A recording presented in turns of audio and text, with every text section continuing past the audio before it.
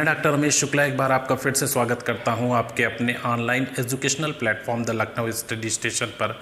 और ये मैथ का क्लास चल रहा था। मैथ में हम सिंप्लीफिकेशन यानी सरलीकरण पढ़ रहे थे। सरलीकरण के 5 क्लास हो चुके हैं, अभी छठा क्लास आपके सामने है जिसमें कुछ इंपॉर्टेंट क्वेश्चन पे चर्चा करूँगा जो कि 12 से 13 क्वेश्चन हो सकते हैं। आपके सामने ये प्रश्न लिखा है और अक्सर ये आपका एग्ज़ाम में पूछा जाता है, तो इसका आंसर कैसे देंगे। पहली चीज़, अगर हम इसे डिटेल्ड में करेंगे, समीकरण बना के करेंगे तो अनावश्यक टाइम जाया करते, क्योंकि हमारी जितनी भी परीक्षाएं हैं वो सभी विकल्प वाली परीक्षाएं हैं जिसमें हमें हल करके नहीं बल्कि आंसर सही क्या है इससे मतलब होता है। तो आप एक ऐसा तरीका निकालेंगे, एक ऐसा प्रोसेस होगा जिससे विद इन सेकेंड आप आंसर दे लेंगे, और यही हमारा उद्देश्य है। हल करना प्रश्न को उद्देश्य नहीं है। तो ये आपके सामने पहला सवाल है, √20 प्लस √20 प्लस √20 प्लस और इनफिनिट तक है। इसमें पूछा गया कि का मान ज्ञात करिए। ये चीज़ मैंने लिखी नहीं है और ऑप्शन भी नहीं लिखा है। इसका कारण ये है कि स्पेस कम होने की वजह से 6 क्वेश्चन फिर नहीं लिख सकते थे। तो ये क्वेश्चन है √20 प्लस √20 प्लस √20 प्लस इनफिनिट का मान ज्ञात करिए, और नीचे ऑप्शन होता। तो इन सभी का मान ज्ञात करिए और आंसर आपको सीधा बताएंगे, ऑप्शन नहीं। सबसे पहली चीज़ आप देखिए, इस सवाल को हम लेते हैं माइनस वाले को। तो माइनस वाले के बारे में बात करते हैं और फिर प्लस वाले के बारे में। देखिए ये √x और माइनस, इसके बाद √x और माइनस, फिर √x और माइनस, ये डैश डैश करके इनफिनिट का मान सदैव n होता है। आप इसको लिख लीजिएगा अपनी कॉपी पे, ठीक है। 2 नियम बता रहा हूँ, दोनों नियम से ये सवाल आ जाएंगे। तो √x minus √x minus √x minus dash dash infinite का मान सदैव n होता है, ठीक है। तथा x बराबर n+1 होता है। ये चीज़ आप यहाँ पे नोट कर लीजिएगा। अब आप इस पे आ जाइए दूसरे वाले पे। यहाँ पे √x plus √x plus √x plus और डैश डैश करके ये आपका इनफिनिट यानी अनंत हो गया। तो इसका भी पूछ रहे हैं का मान क्या होगा, ठीक है। जैसे आपका क्वेश्चन नंबर 3 हो गया या पहला हो गया, तो ये प्लस वाला है और ये माइनस वाला है। तो चाहे ये ले लो, चाहे ये ले लो, चाहे नीचे वाला ले लो, है ना। तो ये प्लस वाला है, एक माइनस वाला है। अब इसका देखिए, का मान सदैव n+1 होता है। का मान सदैव n+1 होता है। तो वहाँ पे वैल्यू क्या होती है, n होती है, और यहाँ पे वैल्यू n+1 होती है। वहाँ n और यहाँ n+1। तथा अगला पॉइंट, x बराबर n+1 होता है। यहाँ पे दोनों चीज़ें एक ही हैं, होता है। x से तात्पर्य इस संख्या से है, और ये संख्या n और n+1 के गुणनफल के बराबर होगी। यहाँ पे ये संख्या n+1 के गुणनफल के बराबर होगी। तो पहले वाले में, माइनस वाले में ये नियम नोट कर लीजिए और प्लस वाले में ये नियम नोट कर लीजिए। अब आपको हम दिखाते हैं, इसको अच्छे से नोट कर लीजिए। उसके बाद हम माइनस वाले सारे सवाल कराते हैं और फिर प्लस वाले कराते हैं। इसका प्लस वाला फार्मूला हटा देते हैं और माइनस वाला भी फार्मूला, दोनों हटा देते हैं। आप इसे नोट कर लीजिएगा, ठीक है। यहाँ पे देखिए किस तरह से आंसर देंगे। माइनस वाले में n वैल्यू होती है सदैव, और प्लस वाले में क्या होती है, n+1 होती है। तो इसको देखिए, ये सवाल आपके सामने हल करते हैं और इसे देख करके आप टिक कर लेंगे। आपको जो है सॉल्व करने की ज़रूरत नहीं पड़ेगी। पहला सवाल देखेंगे, माइनस वाला है।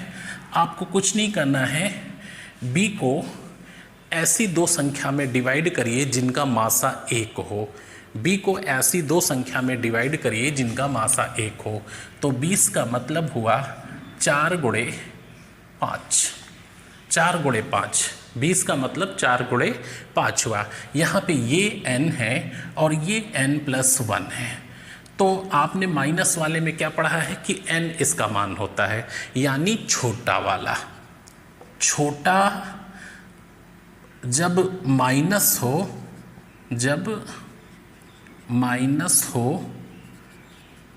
तो छोटा वाला लगाएंगे, और बड़ा कब लगाएंगे? जब प्लस हो। जब प्लस हो तो बड़ा वाला लगाएंगे। तो अगर प्लस होता यहाँ पे तो हम बड़ा वाला आंसर देते, और माइनस है तो छोटा वाला आंसर देंगे। तो अगर ये 2 नंबर क्वेश्चन हम देखें तो 4 पंचे कितना होता है? 20। इसका आंसर क्या हो जाएगा? 4 हो जाएगा। और ऊपर वाले को देख लें, जब 20 है प्लस का तो आंसर क्या हो जाएगा? 5 हो जाएगा। यानी जब 2 भागों में ब्रेक करेंगे और ऐसे भागों में ब्रेक करेंगे जिनका मासा 1 हो, यानी को प्राइम नंबर संख्याओं का ही मासा 1 होता है, जो सह अभाज्य संख्याएं होती हैं, क्योंकि इनका कोई भी फैक्टर इसमें नहीं है, इसका कोई भी इसमें नहीं है। तो अगर माइनस होगा तो छोटी संख्या आपका आंसर होगा, और प्लस होगा तो बड़ी संख्या आंसर होगा। तो अब ये अगला देखिए जो 72 वाला है, इसमें क्या है? सब प्लस प्लस लगा हुआ है। तो 72 लिख लीजिए, और कितना हो गया? 8 और 9, 8 और 9 हो गया। अब प्लस है तो बड़ी संख्या आपका आंसर होगा, यानी 9 इसका आंसर आ जाएगा। उसके बाद देखिए माइनस वाला है 6 वाला, इसको भी ब्रेक करिए 2 पार्ट में। 6 को अगर ब्रेक करेंगे तो 2 और 3 हो जाएगा। तो कैसा है? माइनस वाला है तो छोटी संख्या आंसर हो जाएगा। अच्छा, अगला देखिए 12 वाला, आप सेकंडों में आंसर दे सकते हैं, कुछ नहीं करना है। 12 को जब ब्रेक करेंगे तो किसमें? 3 और 4 में ब्रेक हो जाएगा। कैसा? प्लस वाला है तो बड़ी संख्या आंसर हो जाएगा, यानी प्लस वाला है तो बड़ी संख्या आंसर होगा, माइनस वाला है तो छोटी संख्या आंसर होगा। बस आपको ब्रेक करना है, और ऐसी 2 संख्याओं में ब्रेक करना है जिसका HCF 1 हो। सह अभाज्य संख्याओं का मासा सदैव 1 होता है। नीचे क्या लिखा है? 30 लिखा है, आप देख करके इसको बता सकते हैं। तो 30 को क्या करेंगे? ब्रेक करेंगे तो 1 5 हो जाएगा, 1 6 हो जाएगा। माइनस है तो छोटी संख्या आपका आंसर हो जाएगा, यानी 5। तो इस तरह से आप देखिए सभी प्रश्नों के आंसर दे सकते हैं, और यहाँ पे आपको 1% कन्फ्यूज़न नहीं होगा, बहुत ही तेज़ी से आंसर बता सकते हैं। बस 8 9 72, प्लस लगा है तो 9, अगर माइनस लगा होता तो 8। 4 पंचे 20, अगर माइनस लगा है तो 4, अगर प्लस लगा होता तो 5। 2 तिहाई 6, अगर माइनस लगा है 2, प्लस लगा है तो 3। 3 चौक 12, अगर प्लस लगा है तो 4, माइनस लगा है तो 3। 5 छक्का 30, अगर माइनस लगा है तो 5, प्लस लगा है तो 6। ये आपका आंसर देने का। अब कोई भी इस तरह का सवाल होगा, बस ये ध्यान रखना है कि 2 संख्याएं जिनमें हम उसको ब्रेक कर रहे हैं उनका HCF 1 होना चाहिए, यानी उन संख्याओं के बीच का जो डिफरेंस है वो 1 होना चाहिए। तो इस तरह से जो इनके बीच का डिफरेंस आएगा वो 1 ही होगा। जैसे जो भी संख्याएं होंगी उनके बीच का डिफरेंस जब 1 आएगा तो इस तरह से आप छोटी वाली संख्या माइनस वाले में कर दीजिएगा और बड़ी वाली संख्या प्लस वाले में कर दीजिए। आइए अगले सवाल पर। नेक्स्ट क्वेश्चन आपके सामने लिखे हैं 7, 8 और 9 नंबर ये एग्जाम्पल। तो एक एक करके इन्हें देखिएगा, सिंप्लीफिकेशन से रिलेटेड सारे सवाल हैं और कहीं ना कहीं एग्ज़ाम में पूछे गए हैं। ये क्वेश्चन तो आपका UPSI का ही है। ये नीचे जो 9 नंबर लिखा है बहुत ही साधारण सा सवाल है, बाकी ये दोनों किसी और एग्ज़ाम में आए थे। तो पहला सवाल 7वां है, 3 की पावर n+4 लिखा हुआ है, ठीक है, और माइनस में है 6 जिस पे पावर लगी है, और नहीं इंटू 3, और इस 3 पे पावर है n+1। इसके नीचे क्या है कि 3 पे पावर n+2 लगा हुआ है, ठीक है। इसमें पूछा जा रहा है कि इसकी वैल्यू क्या है, और ऑप्शन में 7, 47, 24 एंड 17 दिया हुआ है। तो सबसे पहली चीज़ यहाँ पे अगर हम 6 को ब्रेक करेंगे तो स्टेप वाइज लिख देता हूँ, हालांकि तुरंत यहाँ से 3 निकल करके ये 2 हो जाएगा, वैसे देख करके बता सकते हैं, लेकिन मैं सारे स्टेप इसलिए लिख रहा हूँ कि आप कहीं कन्फ्यूज़न ना हो। तो ये एज इट इज़ उतार लिया ये वाला, और इसको माइनस कर दिया हमने, 2 गुणे 3 लिख दिया, और फिर इंटू 3 था ही, इसको 2 गुणे 3 लिखा है, देखिए 2 3 दूनी 6 इंटू 3 n+1, और ये डिवाइड बाई वही था 3n+2। तो अब अगला जो स्टेप लिखेंगे वो 3n+4, ये एज इट इज उतारा है केवल, और -2, और ये 3 2 हो जाएंगे तो 3 की पावर n+2 हो जाएगा। एक 3 रिलीज हो गया तो यहाँ पे 2 कर दिया। अब बटा में आपका फिर वही है 3n+2, यहाँ से कॉमन ले लेते हैं 3n+2, अगर हम कॉमन ले लेंगे तो बच जाएगा 3 की पावर 2 और -2, और नीचे आ जाएगा 3 की पावर n+2, ये आ जाएगा तो ये दोनों कैंसिल हो जाएंगे। क्या बच गया 3 की पावर 2 -2, 3 की पावर 2 का मतलब 9 और -2, ये वैल्यू आ गई 7। तो इतना बड़ा नहीं है सवाल, ये मत सोचिएगा, बस हमने स्टेप इसलिए लिखे हैं कि आपको कन्फ्यूज़न ना हो। आप फिर से देखिए, यहाँ पे 3 दूनी 6 होता है, एक 3 जब रिलीज़ होगा तो ये 3 की पावर n तो था ही, एक और रिलीज हुआ है तो 3 की पावर n+2 हो जाएगा, यहाँ केवल 2 बचेगा। और जब ये 3 की पावर n+2 है, 3 की पावर n+4 है, तो यहाँ पे कॉमन क्या है, 3 की पावर n+2 कॉमन हो जाएगा, तो इधर 3 की पावर 2 -2 बच जाएगा, तो 3 की पावर, और ये इससे कट जाएगा। मतलब एक ही स्टेप में आंसर दे सकते हैं, लेकिन ये पूरा इसलिए लिखा हुआ है कि आपको कन्फ्यूज़न ना हो। यहाँ पे इम्पोर्टेंट केवल 6 को ब्रेक करना था, और जैसे ही 6 को आपने ब्रेक किया आपका आंसर आ गया। तो इसको समझ लीजिएगा, इसका आंसर होगा 7, ये आंसर सही है। अगला क्वेश्चन आप देखेंगे 8 नंबर जो लिखा हुआ है, 8 नंबर क्वेश्चन भी काफ़ी अच्छा है। यदि a बराबर b हो, b बराबर c हो, और a plus b plus C का whole square divide by a square plus b square plus c square हो, तो इसकी वैल्यू क्या होगी। यहाँ पे आप देखिए क्या लिखा गया है, a की वैल्यू b है और b की वैल्यू c है, यानी a b c सब आपस में बराबर है। तो a plus b plus C का होल स्क्वायर जो लिखा है, a plus b plus C का होल स्क्वायर और divide by a square plus b square plus c square, ये लिखा है। अब a को हम b कह सकते हैं, b को c कह सकते हैं, तो b को a और c को a कह सकते हैं, यानी ये सब बराबर क्या है, a ही है। b बराबर a है, c बराबर a है, तो ये क्या हो गया, a प्लस a हो गया, और नीचे क्या हो गया, a square plus a square, क्योंकि a की वैल्यू b की वैल्यू बराबर है, तो a रखो या b रखो, बात तो एक ही है। ऊपर क्या हो गया 3a और इसका स्क्वायर, और नीचे क्या हो गया 3a स्क्वायर। ऊपर 3a का होल स्क्वायर हो गया और नीचे 3a स्क्वायर हो गया। अब क्या करेंगे, a स्क्वायर बराबर 3a स्क्वायर, और a प्लस a मतलब 3a का होल स्क्वायर, ये चूँकि होल स्क्वायर था तो 3a का होल स्क्वायर बराबर हो गया 9a स्क्वायर हो गया, और नीचे क्या लिखा है 3a स्क्वायर हो गया। a स्क्वायर से a स्क्वायर कट गया, 3 त्रिक का 9, इसका आंसर 3 आएगा। तो आपका कौन सा आंसर सही होगा, ए आंसर सही हो जाएगा। देखिए बहुत ही अच्छा सा सवाल था, और कंफ्यूज होने की ज़रूरत नहीं है, क्योंकि इसका मतलब ये है, इसका मतलब ये है, तो ये भी a है और ये भी a है, इन सब की वैल्यू a है। तो इसको a तो था ही, इसको भी हमने a कर दिया, इसको भी a कर दिया। देखिए a प्लस a कितने a हो गए, 3a, और 3a का क्या है स्क्वायर, तो 3 त्रिक का 9a स्क्वायर, और यहाँ a स्क्वायर क्योंकि a b c सब बराबर है, तो 3a स्क्वायर हो गया 9a स्क्वायर बटे 3a स्क्वायर कट गया, 3 त्रिक का 9 हो गया। तो इस तरह से आपका सही आंसर आ जाएगा ए। अगला सवाल एक और 9 नंबर लिखा हुआ है, इसको भी देख लें, और ये आपका यूपीएसआई का पूछा गया सवाल है, बहुत ही सिंपल सा क्वेश्चन है। अभी अगले वीडियो में हम आपको आए हुए प्रश्न करवाएंगे, ये एक सामने पड़ गया था तो उठा लिया।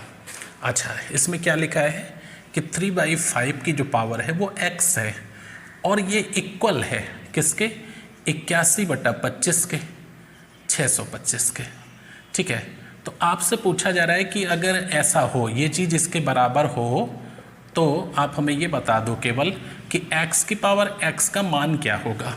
अब x की वैल्यू पता होगी तो वही उस पर पावर भी लगा देंगे। जैसे x की वैल्यू 2 है तो 2 की पावर 2 4 हो जाएगा। तो पहले तो इम्पोर्टेंट ये है कि x की वैल्यू पता करें। तो आप यहाँ पे देखिए 3/5 की पावर x है और ये बराबर 3/5 की पावर 4 है। कैसे? 3 त्रिक का 9 त्रिक 27 गुणे 3 वो होता है 81, यानी 81 का मतलब होता है 3 गुणे 3 गुणे 3 गुणे 3 यानी 3 की पावर 4। और 625 का मतलब होता है 5 गुणे 5 गुणे 5 गुणे 5 यानी 5 की पावर 4। तो यहाँ पे ये बराबर हो गया, कैंसिल हो जाएगा। तो x बराबर क्या हो गया, ये आपको लिखने की जरूरत नहीं है। x बराबर क्या हो गया 4। अब पूछ रहे x की पावर x, तो 4 की पावर जब 4 करोगे तो ये कितना हो जाएगा, यहाँ देखिए 4 गुणे 4 गुणे 4 गुणे 4 4 चौक 16 चौको 64 चौको 256। आपका सही आंसर होगा 256, यानी सी आंसर सही हो जाएगा। तो इस तरह से आप जवाब दे सकते हैं। बस इसको देखना था 81 में 3 कितने टाइम है, 4 टाइम है, और 625 में 5 4 टाइम्स है, यानी ये बराबर हो गया। तो x की वैल्यू 4 और x की पावर x यानी 4 की पावर 4, तो 4 चौक 16 चौको 64 चौको 256। तो इस तरह से आप इजी वे में इन प्रश्नों के आंसर दे सकते हैं और बस थोड़ी सी प्रैक्टिस की ज़रूरत है। आइए अगले क्वेश्चन पर। ये नेक्स्ट आपके 3 क्वेश्चन और लिखे हुए हैं और आज के ये लास्ट क्वेश्चन है 10, 11 और 12। अच्छा, ये आपके 2017 में 12, 13 या 14 किसी भी तारीख के दिसंबर में आए हुए यूपीएसआई के पूछे गए प्रश्न हैं। तो इसका क्वेश्चन नंबर ये आपका जो 10 है, इसमें देखिए आंसर मैंने टिक कर दिया था, 11/10 आएगा। देखिए कैसे करेंगे।